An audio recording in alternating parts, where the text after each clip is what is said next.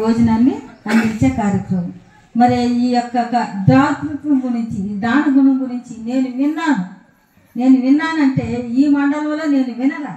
నేను వేరే మండలంలో పనిచేసేటప్పుడు ఈ రాజధాని ట్రస్ట్ శ్రీనివాసులు గారి గురించి నేను విన్నాను.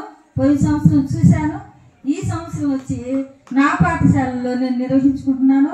మరి వారి పక్కనే కూర్చొని మరి ఈ యొక్క కార్యక్రమాన్ని నేను ఈ విధంగా నడిపించుకునేదానికి నేను చాలా సంతోషపడుతున్నాను. దాతృత్వం గుణము అనేది, దాన గుణము అనేది అది గాలిలాగా విస్తరిస్తుంది. గాలి ఎంత వేగంగా ఈ ప్రపంచమంతా విస్తరిస్తుందో ఆ గాలిలాగా అది ప్రయాణం చేసి అది ఎక్కడెక్కడికి చేరాలో, ఎవరెవరి చెవులకు చేరాలో, ఎవరెవరి నాలుగు మీద అది కొనియాడబడుతుందని తెలియజేస్తున్నాను. మరి ఈ సందర్భంగా నేను ఎక్కువ మాట్లాడకూడదు కాబట్టి కొద్దిగా మాట్లాడతాను. దాన గుణము అనేది ఎవరు అణిచిపెట్టాలన్నా అణిచివేసే గుణము కాదని 150 సంవత్సరాల క్రితం మన ఆంధ్ర రాష్ట్రంలో ఒక ఆమె అన్నదానం చేసేది. అన్నదానం చేసిన తర్వాత ఆమె ఎవరు ఈస్ట్ వెస్ట్ గోదావరి సైడ్ ఆమె గుర్తుండేవాళ్ళు.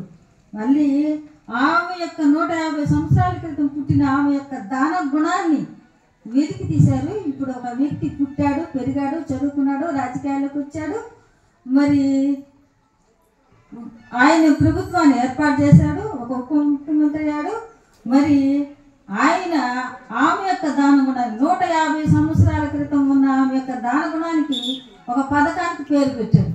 దాన గుణం అనేది అది దాగేది కాదనమాట. అలాగే సార్ ఆమె ఎట్లయితే 150 సంవత్సరాల క్రితం ఒక చరిత్ర గుర్తించిందో మీ యొక్క దాన గుణం అనేది చరిత్రలో లిఖించబడుతుంది అని నేను గట్టిగా చెప్తున్నాను. గట్టిగా చెప్పడం కాదు సార్, నేను నమ్ముతున్నాను. నేను ఎలా నమ్ముతున్నానంటే గత 7 సంవత్సరాల నుంచి ఈ యొక్క కార్యక్రమం జరుగుతుంది మండలంలో అని చెప్పేసి నేను గత సంవత్సరం ఉన్నాను. ఈ 7 సంవత్సరాల నుంచి చదువుకునే పిల్లలు ఎవరో ఒకరు ఎప్పుడో ఒకప్పుడు మీ గోరుముద్దతున్న విశ్వాసం ఆ పిల్లల్లో నాటుకొని ఉంటుంది.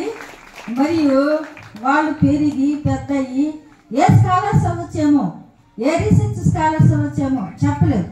రీసెర్చ్ స్కాలర్స్ అయినప్పుడు వాళ్ళు ఈ సేవా ట్రస్టుల మీద పరిశోధన చేయించేమో. అప్పుడు మొట్టమొదటికి వచ్చే ట్రస్ట్ పేరు రాజధాని ట్రస్ట్. దీని గురించి పుస్తకాలు ముద్రించబడతాయి, అందులో మీ పేరు చరిత్రలో లిఖించబడతాది అని చెప్పేసి నేను గాఢంగా నమ్ముతున్నాను సార్. ఒకవేళ నేను ఉంటే ఉండొచ్చు, పోతే పోవచ్చు, కానీ మీరు తర్వాత చరిత్ర పుస్తకాలు చదవండి సార్. ఈమెవరో తెలియదు, డొక్కా సీతమ్మ, కానీ ఈరోజు నా చేతిలో ఈ బుక్ ఉంది. అలాగే మీ పేరు కూడా ఇలాంటి బుక్కులు ఎక్కుతాదని మీరు చేసే సేవలు మీరు ఉండకపోయినా మీ జీవితాంతం ఎన్ని సంవత్సరాలు, ఇంకా 200 సంవత్సరాలకైనా ఇలాగే పిల్లలు ఈ ప్రపంచం కొనసాగుతూ ఉంటుంది.